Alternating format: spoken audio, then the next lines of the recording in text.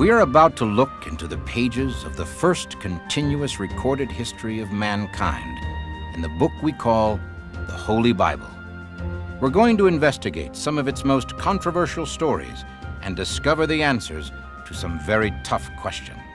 Is the Bible a reliable account of miraculous interventions that rescue people from sudden doom and destruction? Or is it merely a collection of legends and myths, as some modern-day critics claim?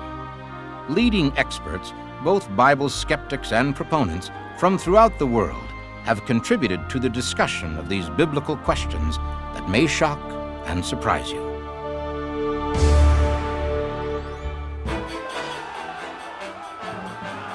Two determined armies have fought to a standoff, and now the outcome of their battle will be decided by face-to-face combat between a dreaded warrior giant and a young shepherd boy. The story of David and Goliath is a myth. Goliath the giant never existed. Goliath was a real person who had 4 brothers, and the duel between David and Goliath is also historically accurate. David and Goliath meet in battle, and their ancient duel becomes one of the most memorable and most controversial events depicted in the Bible. Historians and biblical experts investigate this age-old controversy and find startling new answers. Was there ever a real giant named Goliath? Or is this Bible story just pure fantasy? There never has been any historical or biological evidence to support the Bible story of David and a giant named Goliath. The only evidence we have are the stories in the Bible. And what is the Bible? Hardly reliable historical information. The evidence from ancient Israelite sources pertaining to David is so extensive that few historians today would even question any of the main details about his reign. David rose from relative obscurity to become Israel's second king. He ruled the 12 tribes of Israel as a powerful nation and founded a royal dynasty that lasted over 400 years. In biology, we're able to affirm that isolated genetic pools can and do result in unusual human forms. The very tall Watutsi people of Rwanda and the very short pygmies of the Congo are just 2 modern examples. At the turn of the 20th century, these Watutsi were considered legendary by many academics of that time. Literally, just tall tales dreamed up by explorers and adventurers to gain financial support for their expeditions. Granting that a unique restriction in a given gene pool can cause giantism, such human specimens have never been known to exceed a little over 7 feet, nor have any remains ever been uncovered that would support a Goliath. The remains of Genghis Khan and Julius Caesar, to mention only 2 of thousands of historical characters, have never been found either. But is that a credible argument that they never existed? Is this story of David and Goliath a concocted tall tale? Or is the Bible an accurate historical document of important past events? Can these events be scientifically and historically proven to be fact? The critics and the defenders are solidly opposed. To fully understand, we must first know what the Bible said. We find our story in the Old Testament, first book of Samuel, often called by modern-day Israelis the first book of the Kings, because it gives a chronology and narrative history of Israel's early kings. According to the Bible, this area in Canaan between Shoko and Azekah is where the duel between David and Goliath took place some 3,000 years ago. Prior to the years of King Saul's reign, the Philistines, who came from the Aegean Islands, settled in Canaan after being turned away from Egypt by Pharaoh's army in 1188 BC. The Philistine army, with their Iron Age weaponry and discipline, invaded the Israelite tribal lands in Canaan, but their chariots and heavy armor were designed for battles on flat land and useless in the rocky heights. The Israelites under Saul were not a professional army. They were shepherds and farmers who became a guerrilla army defending their land with outdated Bronze Age weapons. But under Abner, Saul's shrewd general, they became formidable fighters, especially when defending their native hills. For almost 6 weeks, the two forces confronted each other in an impasse that neither seemed able to break. The superior Philistine forces had Saul's army bottled up within the craggy hills, but could not successfully attack the guerrillas in their position. Both armies were hungry, and frustrated, eager for a strategy that would break the deadlock. It was customary for the families of each tribe to send food to the army in the field, and Jesse of Bethlehem sent David with food for his warrior sons and their officers. Stand and make yourself known! Move away from the donkey! I am David, son of Jesse of Bethlehem. My 3 brothers fight in the army of the Lord. I bring them food. Don't you know the Philistine patrols are crawling all over here? Come, quickly, quickly, boy! But on this occasion, David was in for a shock. Hail Israel!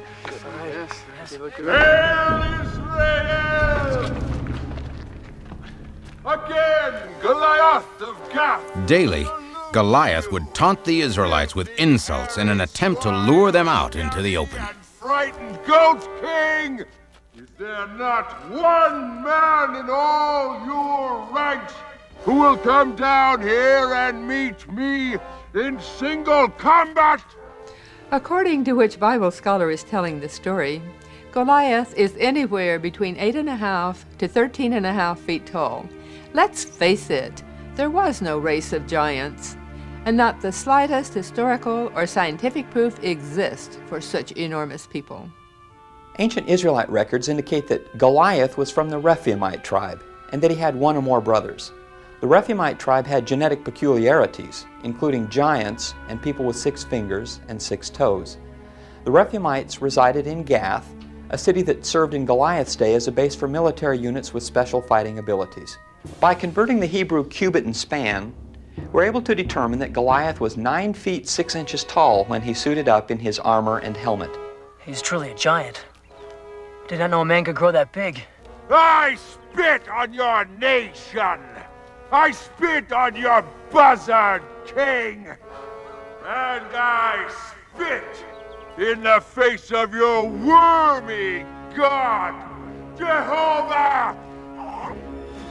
Ah! The giant part of the Bible story is its weakest point.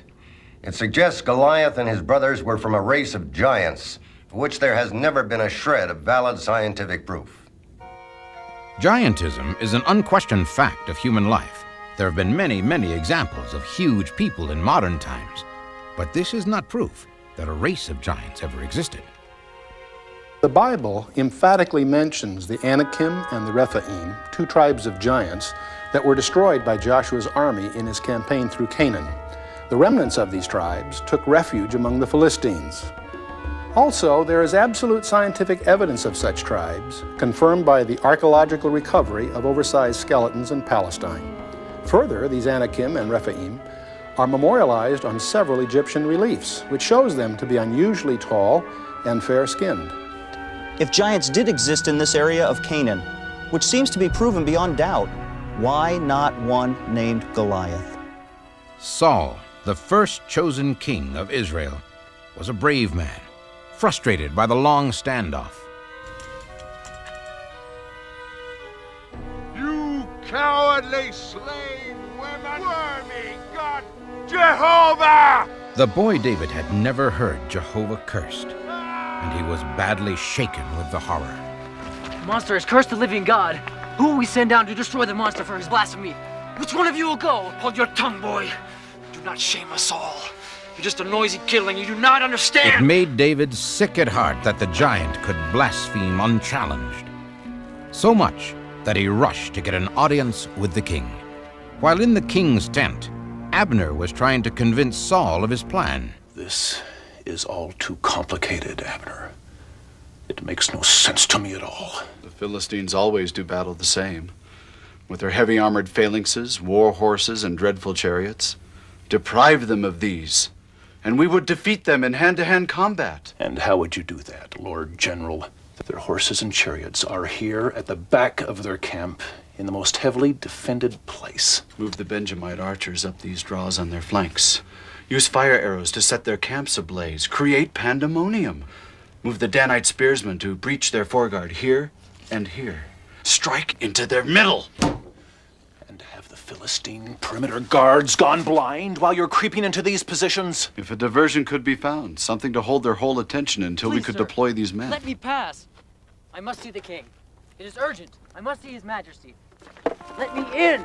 To the veteran guerrilla fighters, David's outrage was amusing, but the shepherd boy would not be put off. Let the boy through.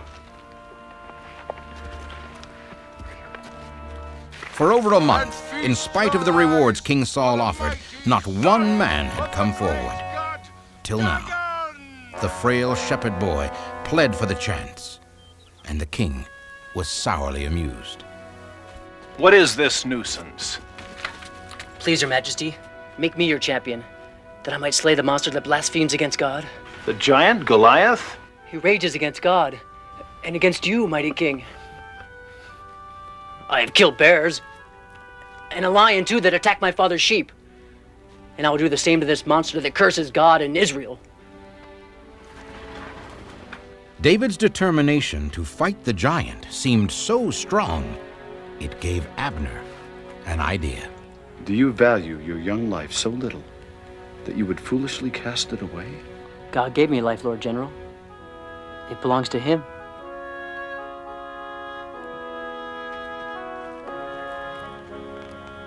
What do I see in your eyes, General? I think the Lord has sent us our diversion, Majesty.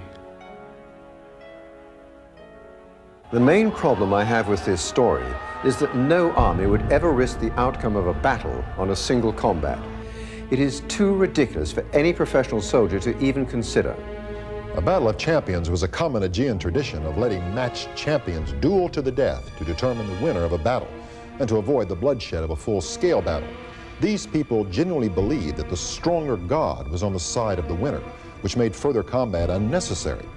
In this case, it was as much a duel between Jehovah of the Israelites and Dagon of the Philistines as it was between David and Goliath. Hail, Goliath of Gath! In the morning, Israel sends down a champion to answer your challenge!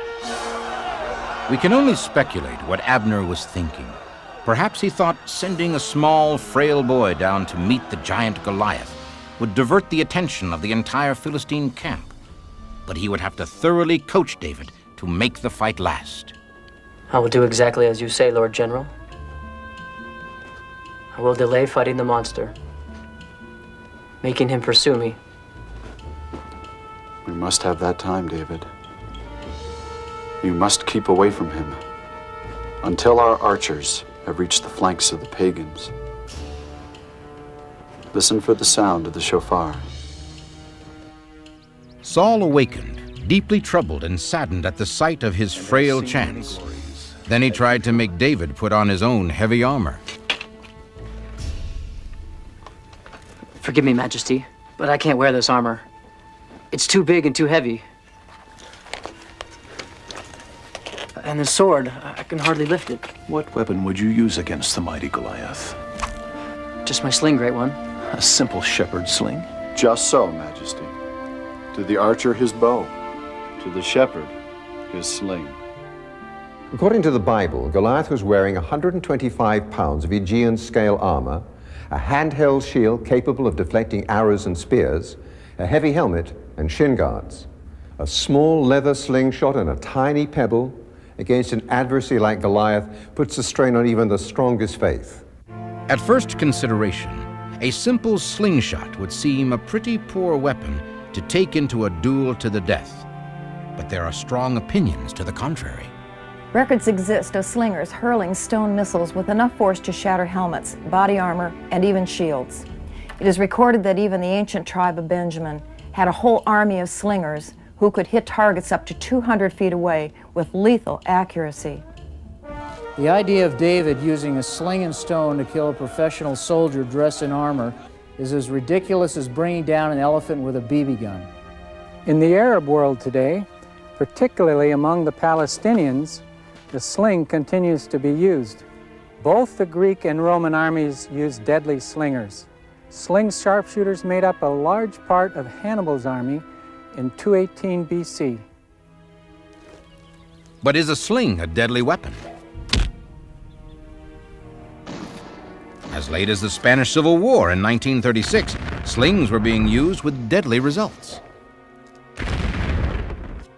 Just how accurate and lethal are slingshots? We went to Stacy Groscup to find out. He's a weapons exhibitionist skilled in archery, blowguns, rifles, tomahawks, knives, and of course, the slingshot. This sling consisting of a leather pouch and 2 thongs is a replica of the one carried by David. The ammo I'm going to use are marble-sized lead balls and stones. Brookstones were used by David against Goliath. These sling missiles would have been used in military combat and for hunting in ancient times. The target is a 1x8 pine board at about 40 feet distance.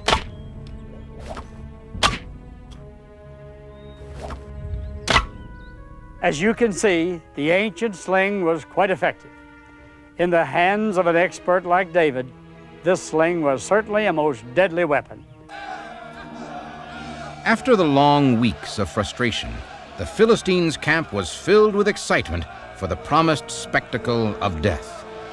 It was a foregone conclusion that Goliath would butcher any man the Israelites sent down. What a great butcher Goliath is. So, you great mountain of flesh, you found some sport for the morning. When you've slaughtered that Hebrew, you bring his head to me for my tent standard. And I promise you'll walk with me at the front of my triumph when we return to Gaza.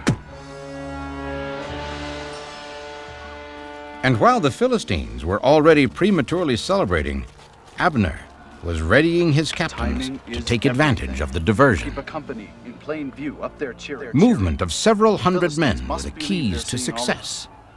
Get into positions with your men and pray to the Lord God to guide your arms. Go now. And when you hear the sound of the shofar, attack!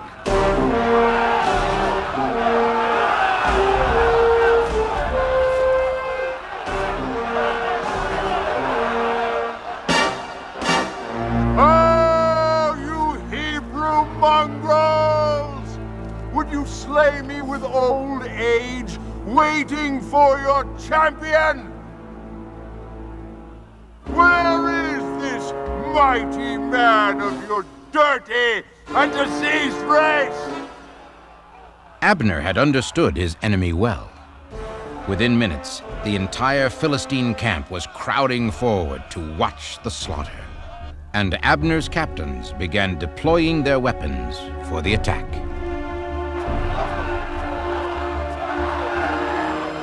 I am David. I accept your challenge. The shock of seeing a slight young boy come to challenge their fearsome giant drew the attention of the entire Philistine camp, from the officers down to the horse grooms.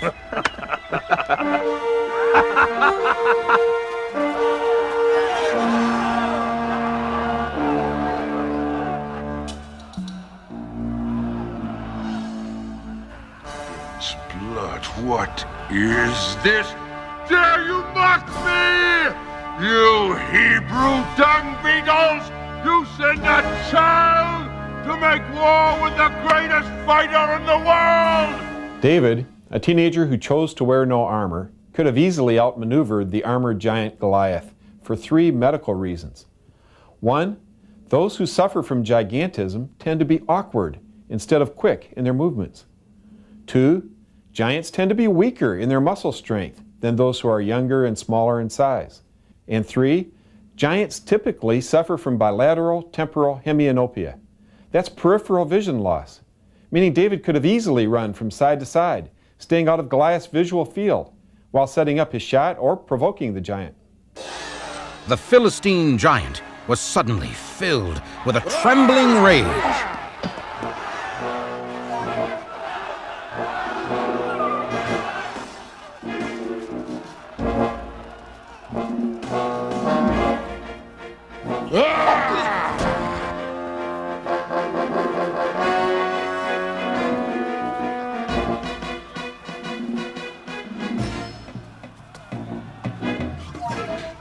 The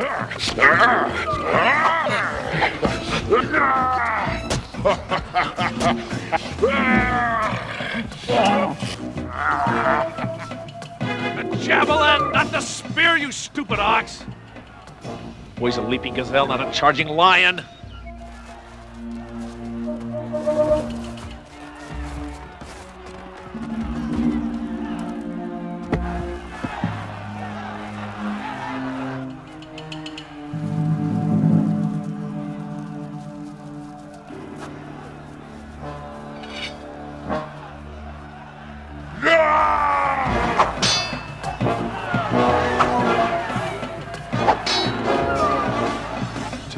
breaths more, my brave little man.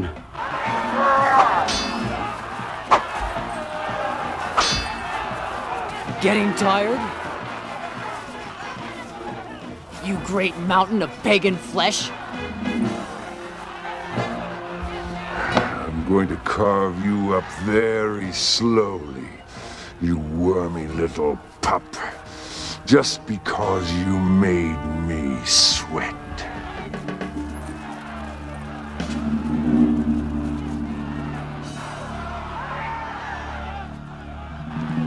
Finally, the captains led their men into the attack positions.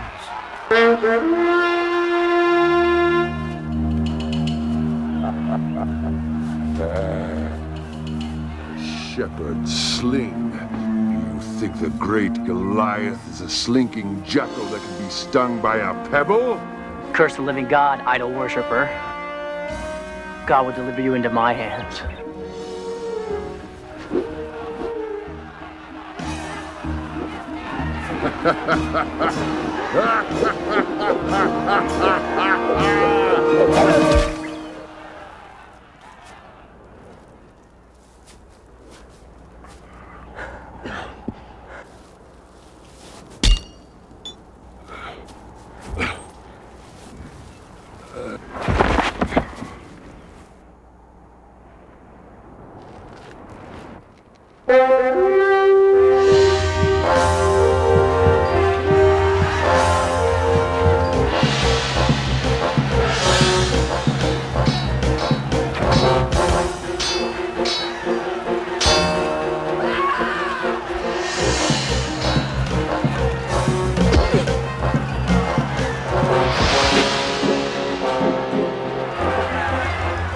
The Israelite attack was so swift and awesome that the Philistine post was destroyed in a few terrible minutes.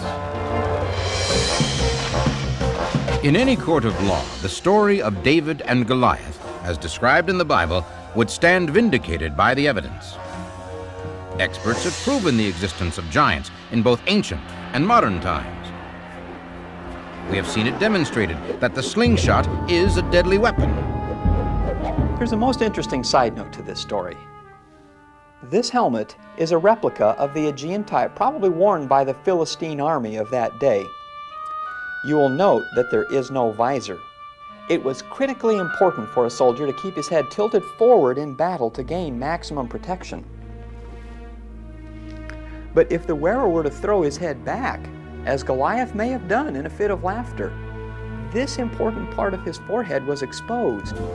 Perhaps this was the reason visors were added to battle helmets soon after Goliath's fall.